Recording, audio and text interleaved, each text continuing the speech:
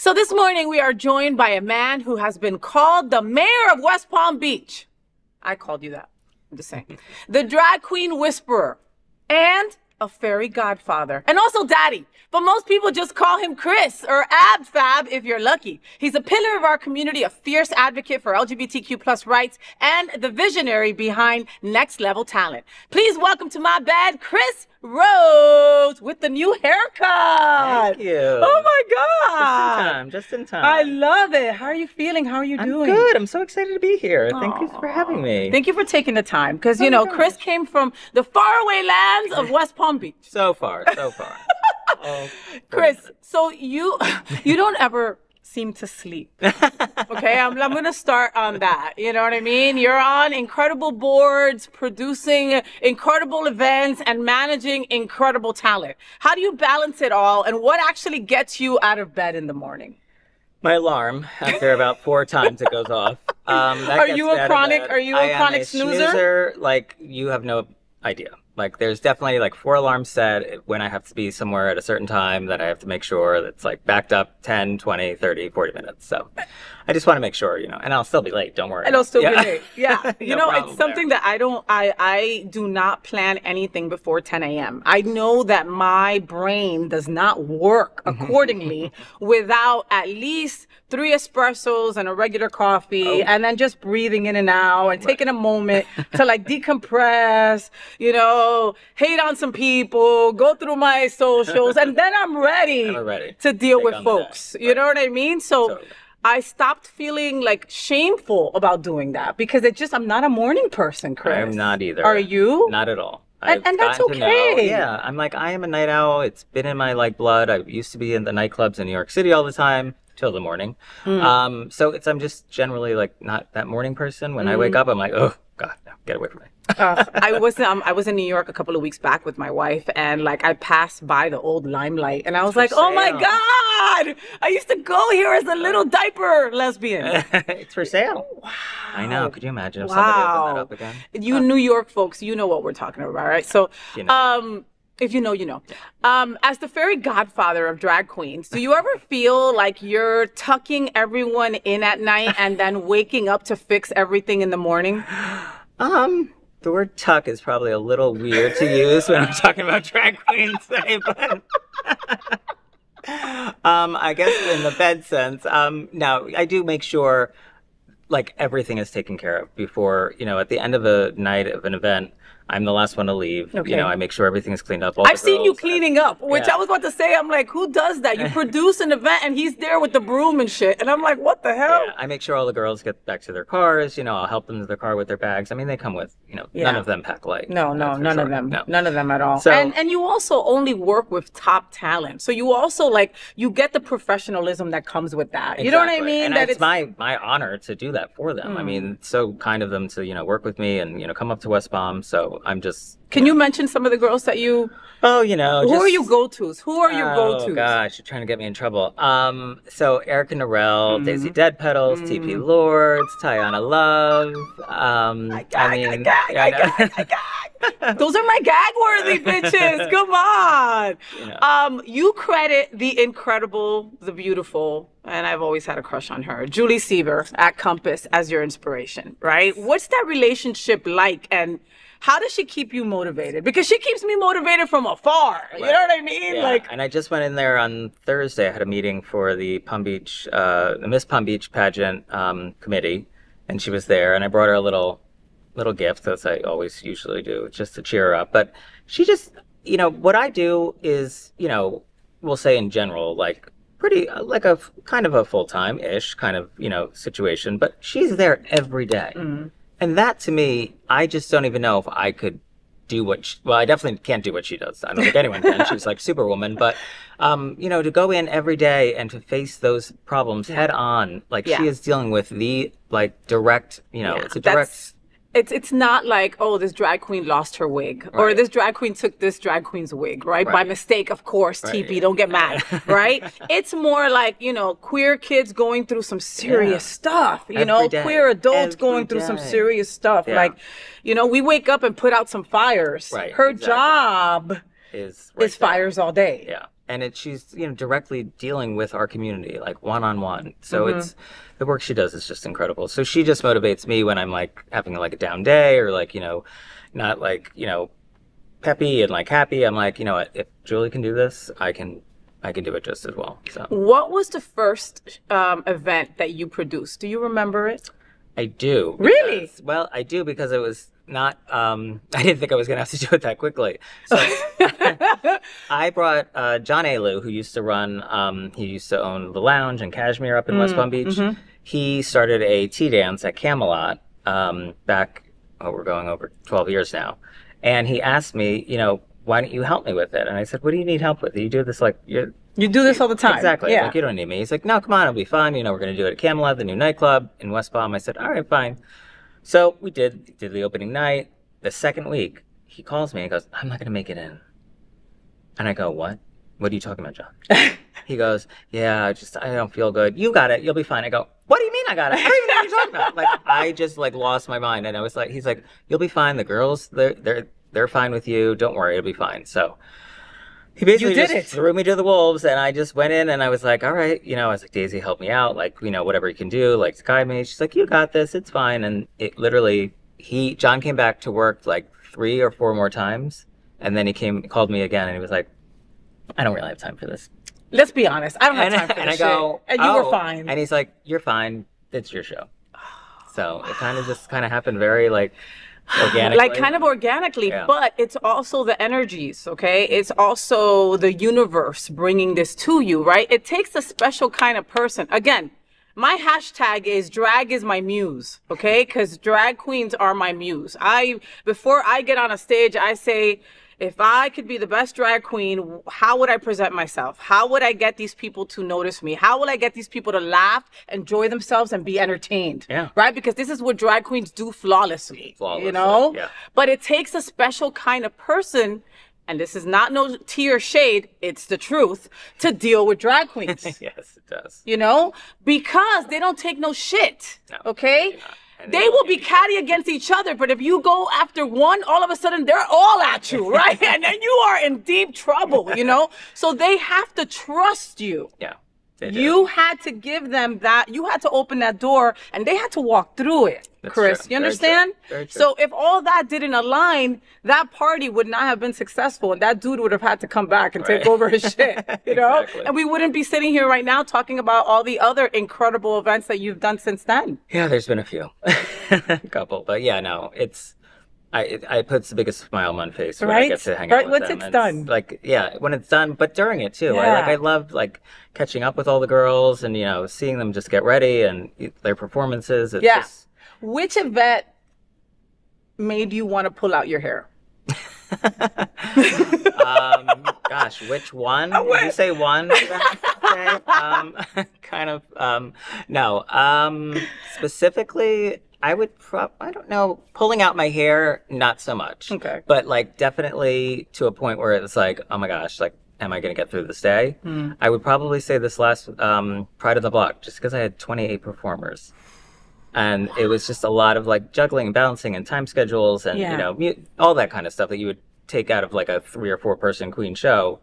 28 entertainers. Yeah. So holy crap. But it was, you know, I knew, you know, it was the first Saturday in Pride Month. So that's what I was going to say. It was a busy month. Like, yeah, but that's also on top of it. You also have to. But that kind of gives me the energy. But you also have to. You know what I mean? Because I was also going to say that it was at the beginning of Pride Month when everybody is triple booked. Right. Everybody's booked in Miami, Fort Lauderdale, Wilton, and West Palm, you know, and you still got 28 artists to want to be a part of your Pride on the Block. Thank you, all of you that you were there. Yeah, it was incredible. It really was. It was a special day. Yeah, so. And with all the shit that we've been targeted, you know, just from crosswalks to everything. You know, how's West Palm with all this crosswalk stuff? I had to talk at a commission meeting, Chris, and I'm like, am I really doing this? Am I wasting my time right now talking about color on a floor? Like, shouldn't we be talking about something else right now? I saw your talk. Oh, did you? Because I talked the week before, Del Rey.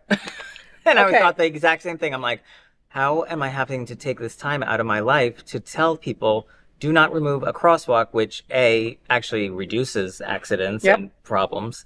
I said, and B, is not harming anyone. No one. It's bringing people joy and happiness and welcoming people that feel, the LGBTQ community, that make them feel welcome. So it's ridiculous. And West Palm Beach, we were able to, our crosswalks are in pavers. So they were like hand put in the floor. So with the help of Rand Hawk, we were able to take the pavers out and repurpose them, and we put them in a statue. I love that. Yeah, That's so a that was great idea. Yeah, we were really, really fortunate. We, because they were, taking them out. They're going to replace them with regular black and white. So we were lucky there. Well, thank you for doing that. And that's a great idea for other cities, right? You're trying to think of what I can do, right? Okay, here's an option that you might want to present to your constituents. Maybe they'll go for it, maybe they won't, but it's an option. And it also still makes me, as an LGBTQ plus member, feel seen by seeing these bricks on a statue, you know? Okay, so we got some little drama that we got to get through. All right. Oh God. We got some drama to get through. All right. So me and Chris were judges at Miss Out South Florida, and we both have been esteemed judges for many pageants in the past, and we both feel very blessed to be asked to be part of these judges. Let's say that, right? Because of our experience in the LGBTQ plus community and in other pageants, and our just attachment to certain people in the community, we were asked to be judges, right? So we were there side by side, right next to me, under the big bright lights, right? But now we're on top of my sheets, right? So we got to talk about my girl Tiana Love, right? We love her. We love her, okay? We love Tiana Love, and she knows I love her. So she was one of the contestants for Miss Out South Florida. It was their second, right? Because Erica Norell was the first one. It was their second. And we were judges, like I said, and I was ready to crown Tiana Love. To me, she was just impeccable. The dress was beautiful. She spoke great. I was let down. The talent was just like, holy crap. I was blown away. But you weren't convinced. And yet she went on to win Miss Illinois Continental Plus and Miss Naples. Were you surprised that she won? Yeah. No, not at all. Like you said, me and you, we were both ready to crown her that night. And you're a huge Tiana fan. Huge. So. I mean, huge. And I, through the entire thing, same thing, like impeccable. The talent was just unbelievable. I had seen it on TV at Miss Continental, which she had competed for earlier. So I knew her package was going to be solid, and it was 100% until that point where question and answer came. Yeah. All right. And that's where you were let down. So you're saying that for the other categories beforehand, it was you were crowning her too. You were like, she's flawless, because that dress fit her impeccably. There wasn't an inch out there. And I am that judge, kid, right? I'm watching the scenes. Tiffany Arriagas, like I have been able to be under the wing of these incredible these queens, right? So I'm always looking at the hems. I'm looking at making sure that the front of the shoe is being seen. I'm looking at how it walks, right? Because sometimes you try to use some glue real quick and try to fix something, but the other side isn't perfect, right? Unevenness. I'm looking at cuffs at boys. I'm looking at everything. Wig lines, And this is a PSA for anyone that is asked to be a judge. This is what you should be looking for. Not your opinion. You should be looking for factual things like this, which she just went through. Okay, and that's the thing. And it's hard for some of us because we are legitimately friends with some of these people who are, who are competing, and they've been putting their package together forever, right? It takes a lot of money. It takes a lot of blood, sweat, and tears. It takes a lot of support to get up there, right? And we don't take that lightly sitting at that desk, So when question and answer came, and she answered the question for me, but did not mention the nonprofit. And that was where I had taken off a couple points, because she had said what she was representing, but she didn't mention the nonprofit. Right. You went the other way and were like, she didn't do what she was supposed to do for this part of the competition. And that tanked her and made her lose. Me, it was me. I'm so sorry. But I just never, and I just felt like she got caught up, and it was the whole point of the Miss South Florida pageant is for the advocacy part. Yes. And for me, that was like a huge thing, and I knew that was the forefront of why we did that pageant. So for me, I just took a few points off and might have, as she says, tanked her. So well, so he's here to say, Tayana, he's sorry. I am, and I saw you on Saturday, and I love you. You know that from the bottom of my heart, and I'll just be a little less. No, he won't. He's going to be just like that. And that's why we love you, right? The fact that you can be human and you can say, Tayana, I'm a big ass fan and I was hurt by this, right? Yeah. And still be her biggest fan is why I adore you, is why we're a community, is why, no matter what, we're not going anywhere. I mean, we could have went through that whole pageant and paid no attention to anything and just went 10, 10, 10, 10, 10. Oh, yeah. Or she's my friend. She's my friend. She's my friend. And you can't do that. You can't do that. No, it's not why we're there. To do a job. How should a queen prepare for those questions, that can make or break like they did for Tayana? Exactly. I mean, the insider tip that I've been taught and, have heard is, when you get to the pageant, ask all the questions about a certain category that has you maybe feeling a certain way. Ask the person that's running the pageant. They have to answer any question you ask them. So I always say, just go in there and be like, well, is it going to be about this? Or, they're not going to tell you what the question is, but they're going to give you a good general idea of what you should be preparing for. Yeah. I mean, and just take your time. Take your time when you're answering. Take your time. Take a breath. You're allowed to take a breath of a couple of seconds to just regroup, right? I mean, come on. They're going to ask you about pride. Right. They're going to ask you about the current climate, right? Prepare for that, right? They're going to ask you about love. Prepare for things that have to do with that. And then whatever question comes your way, you're going to be more prepared for. Exactly. But nothing gets you, it's scary. And mind you, and I'm going to say this because I know that you're screaming it back at us, right? But you're not on stage. You're right. And there's a reason why Chris and I don't compete. Exactly. Okay? I would lose. And we're not, because we both lose, right? But we know what to look for, and that's why we're asked. And we give you so much credit for going up on stage. Yes. And we know that's very, hard. And, it's not easy. And how you guys do it on the daily blows my mind away. So and the last that I will say about that is that I think from my seat, and I think that you might co-sign here, is that it's sometimes even harder to judge your friend because you expect more from them. Not because you're giving them 10s across the board, but because I just saw her perform here and it was way better than this. What happened? You know what I mean? Like that 100%. Part. I think that my standard for them is much higher. It's a little higher. Yeah. You know what I mean? Like Godfrey gets on stage and she goes, I don't care how beautiful you are. Juliana Rivera, who is the most gorgeous woman I've ever seen in life, all right? She goes up there and her dancers do everything and she just stands there a la Mariah. She's not going to get, she's not going to get the point. No. You know? Gotta work for it. So anyway, Tayana, he apologized. I told you I'd get him to. We love you. You created next level talent to showcase queens, right? What's your secret for spotting someone?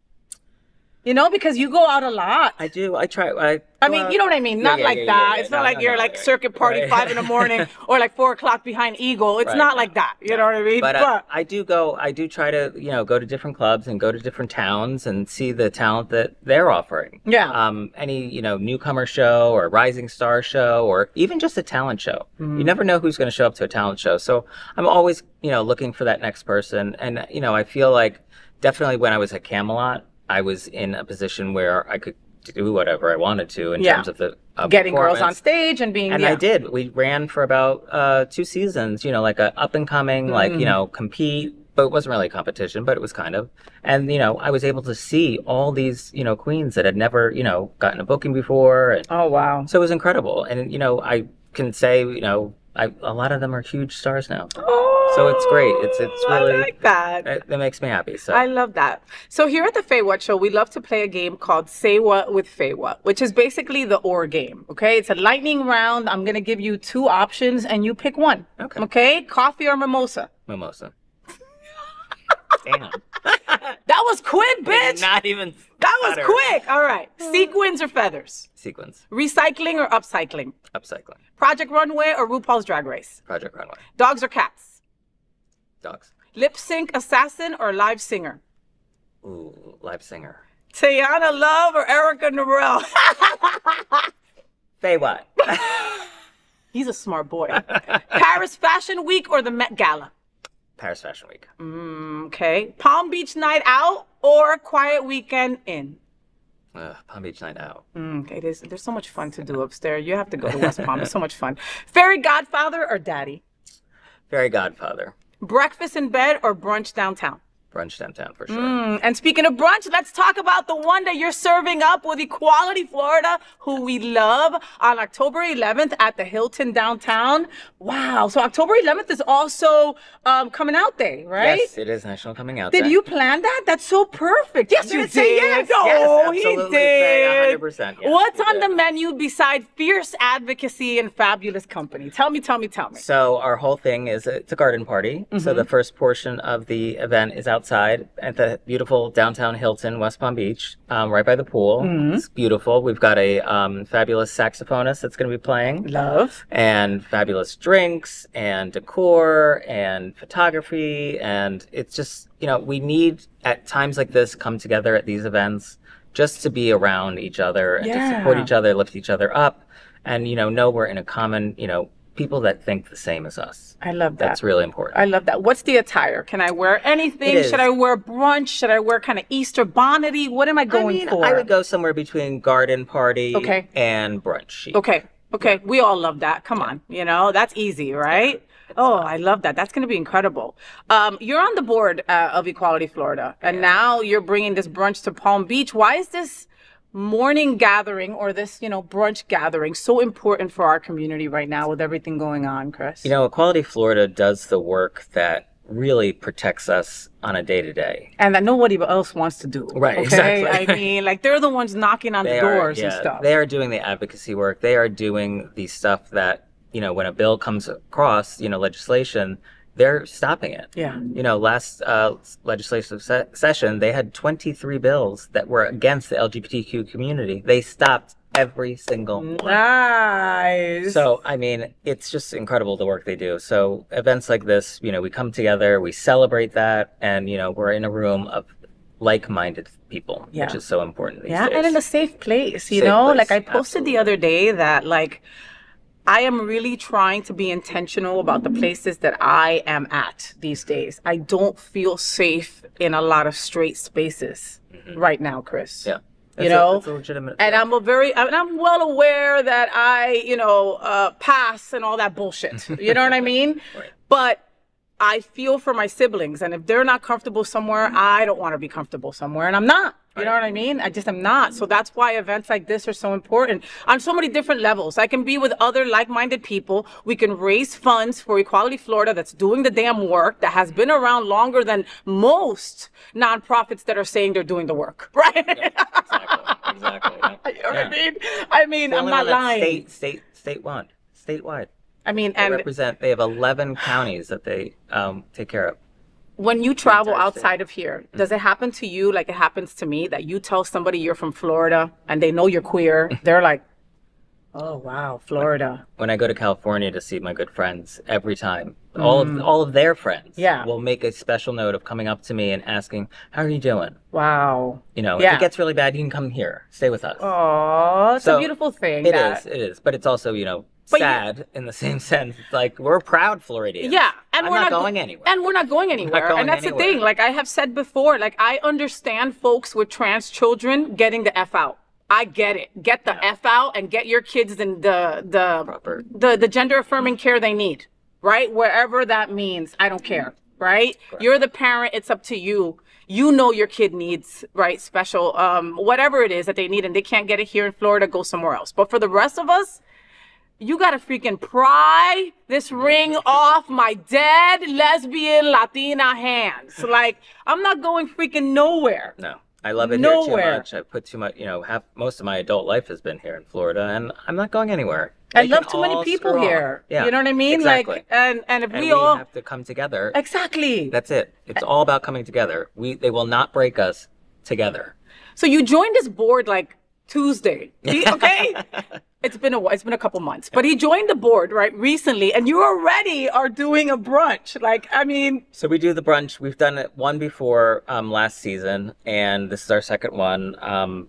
It's just Palm Beach County is new. You know, we're still Equality Florida and Palm Beach County are still trying to find their thread and their footing here. Yeah. And so doing this kind of an event really just showcases what we can do. Because I always say, even before this, I always would say nobody knows what Equality Florida does.